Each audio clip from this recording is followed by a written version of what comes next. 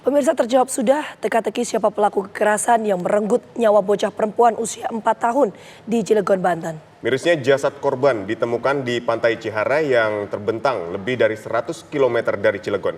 Ternyata pelaku pembunuhan dan ibu korban saling berteman. Apa yang membuat pelaku tega menghabisi korban? Selengkapnya dalam Benang Merah Sekongkol 3 wanita cabut nyawa balita.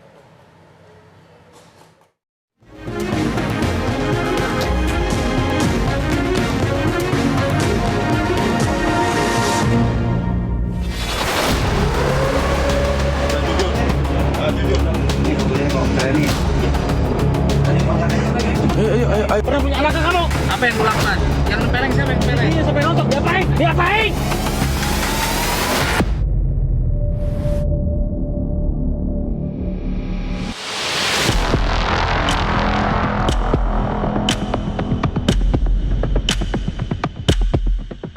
Inilah tampang 5 tersangka atas kasus yang merenggut nyawa Akila Tunisa Priska Herlan alias APH, bocah perempuan berusia 4 tahun yang jasadnya ditemukan di Pantai Ciharai, Lebak, Banten dengan kondisi wajah dilakban.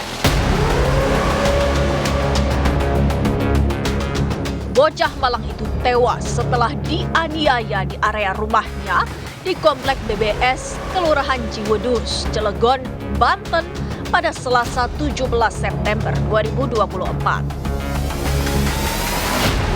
Menyusul kepergian APH, terungkap satu persatu fakta di balik kasus penganiayaan yang menewaskannya. Dari kelima tersangka itu, Saena, Rahmi, dan Emi berperan sebagai eksekutor. Padahal ketiga wanita itu diketahui berteman baik dengan Amelia, ibu korban. Bahkan Saena dan Rahmi disebut-sebut kerap menggunakan aplikasi pinjaman online, memakai identitas ibu korban, dan berjanji bertanggung jawab. Seakan ketagihan menggunakan aplikasi itu, pinjaman mereka pun membengkak hingga 75 juta rupiah. Sebelum kejadian memang sempat ada interaksi dengan Rahmi. Kalau dengan Saena ini, saya interaksinya hanya lewat by phone. Yang saya tahu kan karena si Saena ini lagi berada di Purwokerto. Jadi saya hanya berinteraksi langsung itu dengan Rahmi dan Emi. Awalnya pinjam uang untuk minta bantuan untuk kami lagi kesulitan uang untuk biaya bayar kontrakan itu.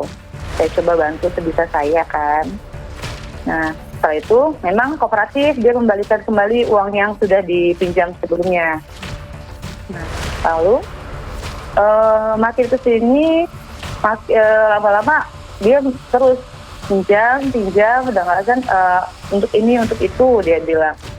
Ya maksudnya kan saya kan karena udah kenal dekat sama dia ya, dia juga baik sama saya juga nggak ada curiga, nggak ada bicara apa-apa lah gitu kan, karena anak saya dekat sama anak dia.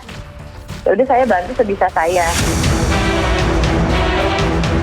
Selain soal utang piutang, perkara lain yang mengejutkan yakni pembunuhan terhadap APH di latar belakangi cinta sesama jenis antara Saena dan Rahmi. Hubungan itu sudah terjalin selama 2 tahun terakhir. Saena disebut sebagai otak pembunuhan, sedangkan Rahmi merupakan pelakunya. APH terenggut nyawanya usai mendapat pukulan benda keras dan dibekap bantal.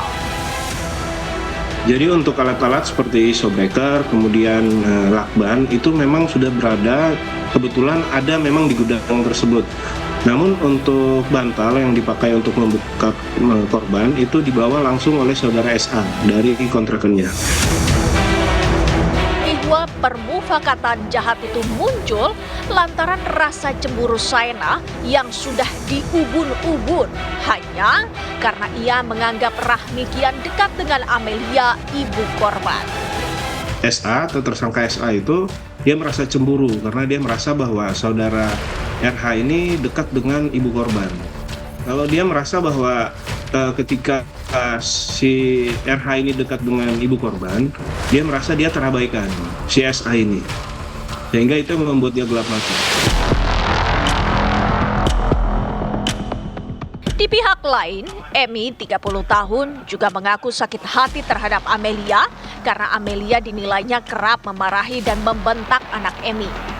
Semula mereka menargetkan Amelia untuk disingkirkan, namun target itu kemudian berubah dan mereka mulai merencanakan menculik APH sejak 1 bulan sebelum kejadian. Jadi menurut keterangan dari masing-masing pelaku, jadi mereka bertiga ini memang dari awal, dari 1 bulan sebelumnya itu sudah merencanakan. Target mereka adalah ibu korban atau saudara AM. Namun karena menurut dari si RH jangan dilakukan terhadap ibu korban karena sedang hamil, jadilah yang menjadi sasaran adalah si APH atau si korban itu sendiri. Sebelum penculikan itu, Amelia sempat mendapat teror dari sejumlah nomor telepon yang tidak dikenal. Ancaman itu mulai dari kata-kata kasar, teror bernada penculikan, hingga gertakan hendak membuat cacat suami Amelia. Yang mengancam itu, saat yang pertama itu seperti ngata-ngatain saya, kata-kata kasar, seperti itu.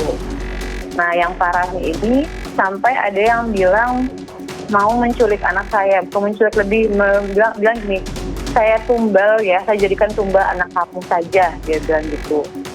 Terus dia mau bikin cacat suami saya, dia mau bikin cacat saya, dia mau bawa anak saya dari sekolah. Begitu para pelaku tertangkap, terkuaklah jika pelaku teror dan pembunuhan adalah orang yang sama. Jadi memang pelaku yang mengirimkan teror maupun yang melakukan pembunuhan terhadap korban itu adalah orang yang sama. Itu sudah diakui langsung oleh para pelaku. Yang melakukan adalah saudara SA. Jadi karena menurut keterangan dari saudara SA ini sendiri, karena dia merasa cemburu karena saudara RH ini dekat dengan ibu korban, sehingga dia mengirimkan teror-teror tersebut.